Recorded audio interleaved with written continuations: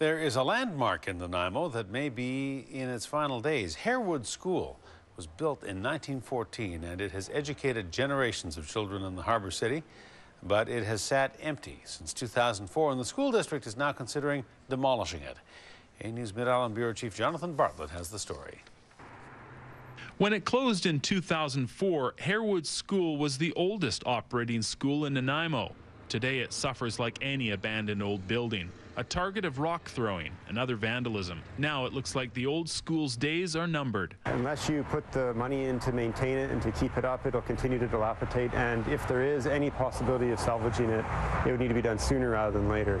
Back in 2004, the school district invited expressions of interest from the community with the idea to lease it out to interested parties. But the cost of bringing the old building up to safe standards appears to be too high. There's been numerous discussions over the years, but none of them have resulted in anybody actually wanting to put the money forward to occupy it and fix it up to meet their needs.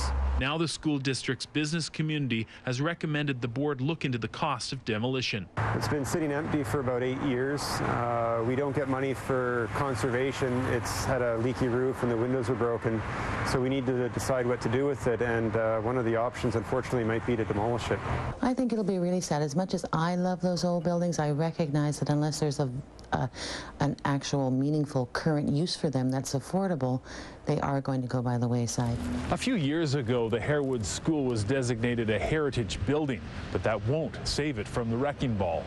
Considered a very good example of a classical period revival style building, the school is designated as part of the Historic Places of Canada initiative, but that doesn't give it protective status. A heritage status is basically a recognition that the building has heritage value and is important to the community, but there's no legal protection. It can be demolished. But it won't be demolished right away. There's still time to save the building. We will get opposition to us wanting to know how much it costs to be demolished, but if we actually say yes, go and demolish it, I'm sure some people will be a little bit more motivated to find ways of using it and restoring it. But again, school boards do not get money for restoration. In Nanaimo, Jonathan Bartlett, A News.